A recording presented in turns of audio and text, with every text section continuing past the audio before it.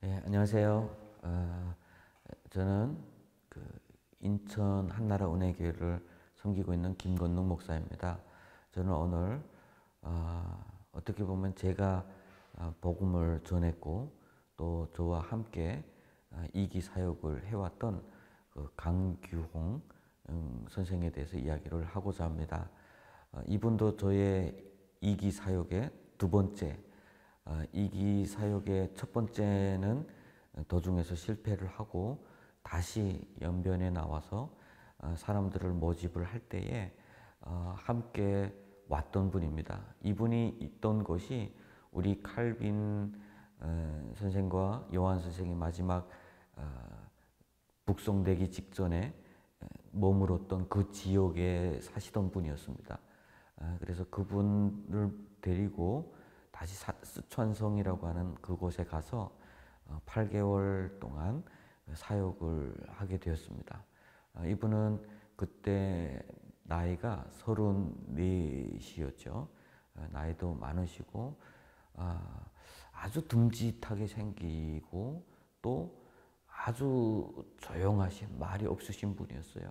어느 정도 말이 없으시냐면 이분이 그 방광염, 그런 신우염인가 그런 질병이 있었는데 그 아프니까 쪼그리고 앉아서 그 기차를 타고 그 한번 이제 파송됐다가 사람들을 자기 3기 사역을 할 때 학생들을 데리고 가는데 아픈데 그 아프다는 말도 하지 않고 그 아픔을 쪼그리고 견뎌가지고 온몸이 퉁퉁 부었던 거예요. 왜 그렇게 부을 때까지 이야기를 안 했느냐? 뭐 어떻게 약이라도 좀 사서 먹던지 이런 방식 저런 방식으로 해야 되지 하니까 이렇습니다. 이렇습니다. 이제 좀 시간 지나면 뭐 괜찮습니다. 이러다 낫습니다. 뭐 이런 식으로 정말 듬직하고 말이 없으셨던 분이었어요. 뭐 일만 하시던 분, 탄광에서 일하시던 분이었고, 뭐 중국에 들어와서 남의 집에서 일을 해주면서 이렇게 사셨던 분.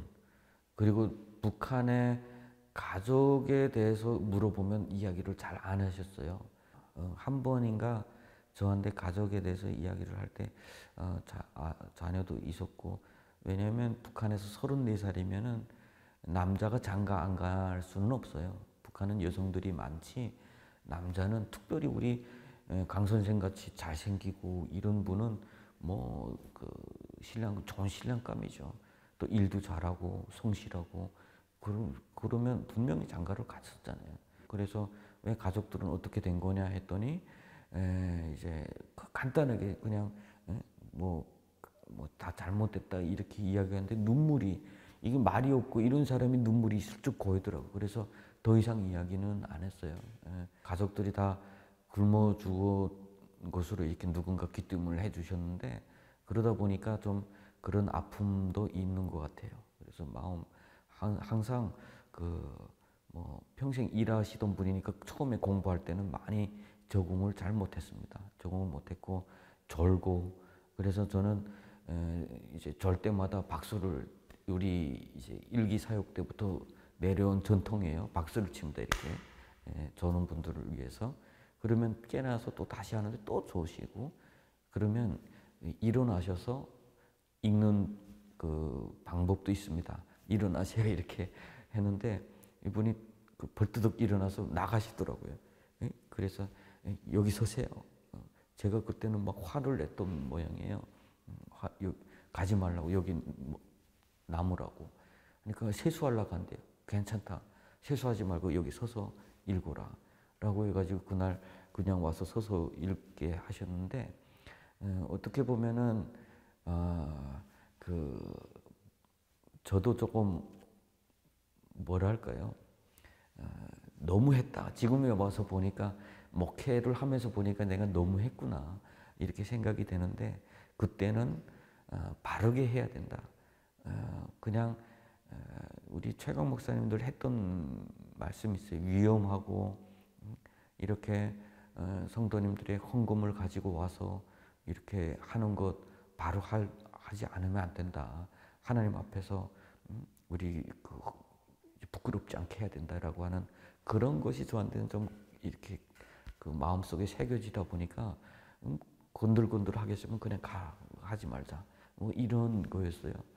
그런데 그분이 그래도 참고 따라주다 보니까 그 뭐 훗날에는 정말 은혜도 많이 받고 이제 회복도 되고 했는데, 제가 이분을 생각할 때 제일 인상에 남는 부분이 아마 사진에도 있을 거예요. 이분의 웃음, 이렇게 입을 쭉 벌리면서 아주 푸짐하게, 우리 한국에서는 그걸 교회 오빠 이런 인상이에요. 아주 푸짐한 웃음이라고 할까요? 그렇게 웃으면서 항상 어떻게 보면 사역 전반적으로 저에게 큰 힘이 돼줬어요. 성경 말씀 암송하는 데는 조금 어려움이 있어서 했지만 항상 열심히 노력하고 또 잘 따라주고 또 뭐 질서대로 그대로 또 따라주는 그런 모습을 보여줘서 저도 이분 생각할 때 늘 마음에 듬직하고 믿음 가는 분 이렇게 생각이 됐어요.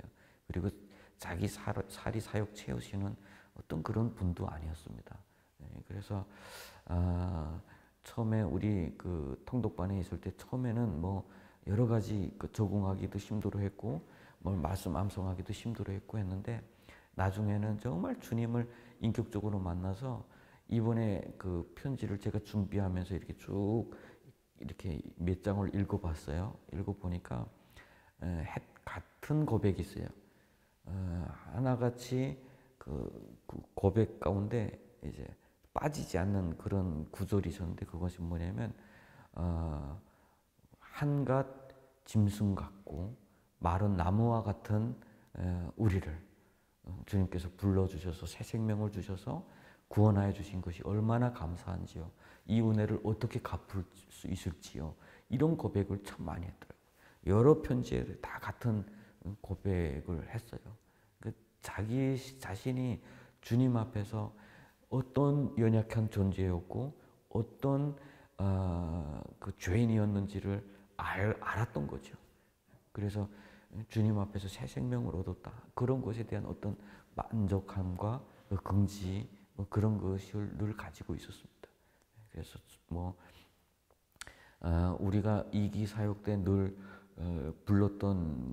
함께 불렀던 찬양이 있는데, 영원한 사랑, 다윗과 요나단의 영원한 사랑이라는 구절이 있었어요. 그분도 그 찬양을 참 좋아했어요. 그래서 우리가 성경 공부하는 가운데 라디오 이제 그 카세트를 가져다가 이렇게 공부를 했거든요. 근데 앞뒤로 나오는 찬양 가운데 다윗과 요나단의 영원한 사랑이 구절이 있었어요.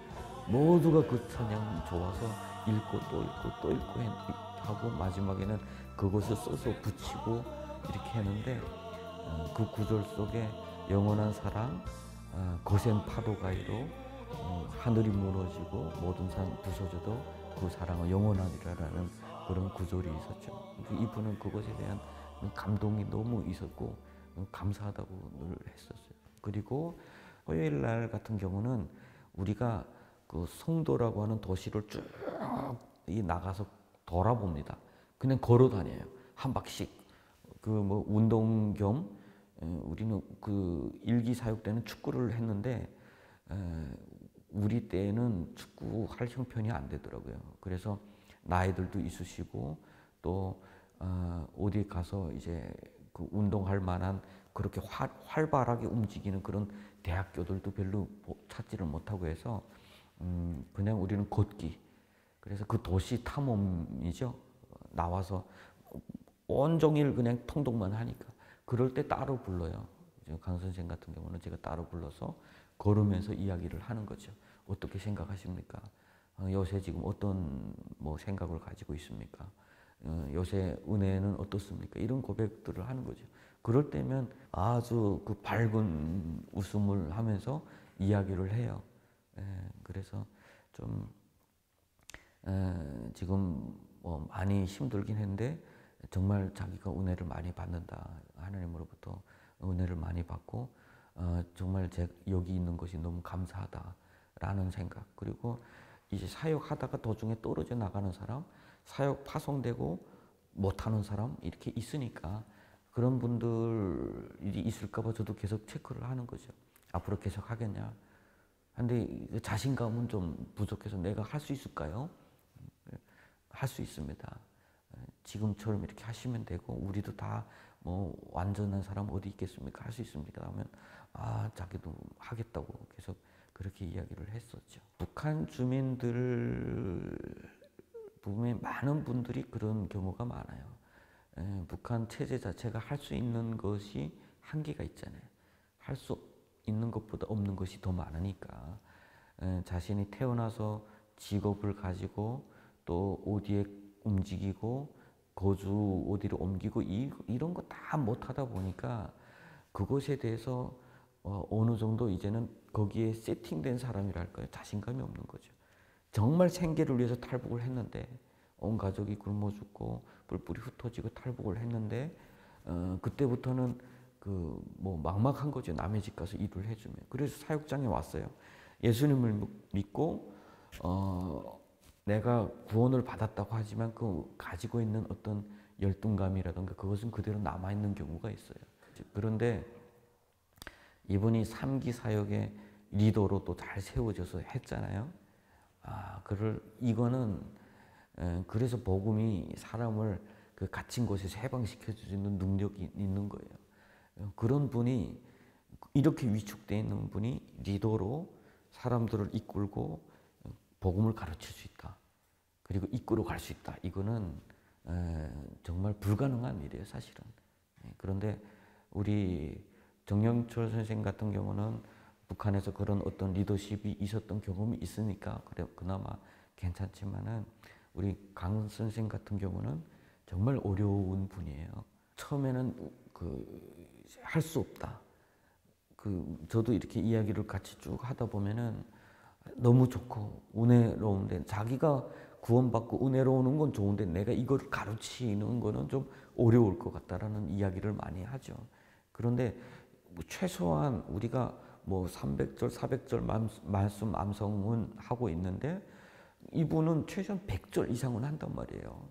우리 거기서 전문적으로 훈련받는 사람들 그 기준에 볼 때는 미치지 못하지만 다른 어떤 보다는 훌륭해요. 그리고 다른 어떤 사역자들 그 시대에 뭐 사역자들 뭐 보다 뭐 훈련 더 많이 받았으면 받았죠. 문제는 자기가 그것을 모른다는 거죠. 이렇게 주눅이 들이고 못할 것 같다. 왜냐하면 북한에서 해본 적이 없고 북한에서는 그렇게 하면 안 되는 분위기에서 살았기 때문에 그런 거예요. 그래서 이분도 첫 파송될 때는 파송이 안 되고 첫 일부가 파송이 됐을 때 이분은 소환이라고 하는 곳에 남아서 또 다음번 사역 다른 팀에 남아서 여러 명이 함께 공부하는 데서 더 공부를 했어요. 그러다가 제가 사역을 하라고 이제는 할 때가 됐다고 그래서 하게 된 거죠. 그때는 나오더라고요. 하겠습니다라고. 그래서 이 과정이 있어요. 자기가 처음에 이 가장 중요한 건 마음이죠. 마음. 환경이 아니라 그 자기 마음에서 벗어서 한 걸음 나오는 것 그것이 가장 두렵고 무서운 거죠. 그러니까 처음에 사역생들을 데리고 올 때 그 부담감에 아마 그 신우염이 더졌던 것 같아요. 그러니까 그 쭈그리고 그 학생들 앞에 말도 못하고 그 참는 그 고통을 오죽했겠어요? 그 통통 얼굴이 다 붓고 그러는데 자기를 넘어간다는 거는 단순히 뭐 우리 결단에서 오는 거 아니에요. 우리의 습관과 우리 몸까지 아프고 우리 마음이 두렵고 떨리고 그에 따라서 우리 몸까지 가지고 있는 연약함이 다 드러날 정도로 아픈 그 고통의 순간을 벗어나야 돼요. 결국 아래서 깨어나는 순간은 고통의 순간이라고 하잖아요. 그래도 복음 안에서 그가 그 걸음을 걷게 하셨다 하나님께서. 그리고 그가 걸었을 때 그 사역은 다른 사역장들 못지않게 안정된 사역을 잘 이끌어 갈 수 있었다.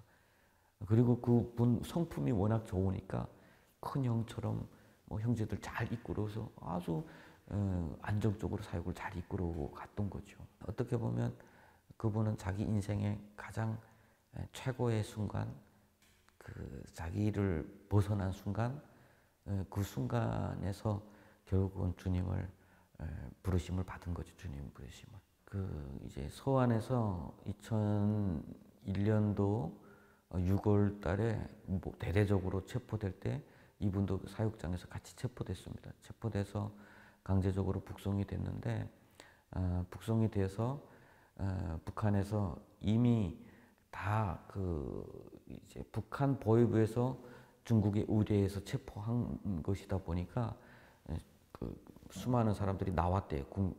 뭐 보위부에서. 그래서 다 앉혀놓고 여기서 리더들 일어나라, 지도자들 일어나라 그랬대요. 근데 그때에 정영철 선생하고 우리 그 강기용 선생이 다 같이 일어나고 그 이외 몇 명이 함께 다 일어났다고 하더라고요. 그래서 이분들은 훗날에 그 정성보위부라고 그런 곳에 끌려 나가서 제가 알기로는 그 거의 뭐 우리 강기용 선생 같은 경우는 거의 마지막까지 집이 온성 지역이다 보니까 마지막까지 그쪽 지역에 있었던 것으로 알고 있어요. 그래서 뭐 훗날에는 정치범정소로 이렇게 끌려간 것으로 알고 있는데 우리 그 통독반에서 순교자들이 좀 많이 나왔어요. 우리 뭐 정영철 선생도 그렇고 우리 그 강기용 선생도 그렇고 우리 김노가 그리고 모세 뭐 여러 명이 이렇게 나왔어요. 그리고 우리 장만식 뭐 이런 분들이 나오셨는데 제가 그때 함께 북한을 위해서 순교합시다라는 고백을 함께 했던 분들이죠. 그런데 이분들이 이렇게 끌려가서 잘못됐다라고 하는 소리 들으니까 첫 마음에 부담이 사실 많았어요. 많고 참 이분들에게 어떻게 보면 제가 부끄럽게 살지 않는 것이 제 이 땅에서 살아갈 때 항상 붙잡아야 될 것이 아닌가라는 그런 생각을 하게 되고요.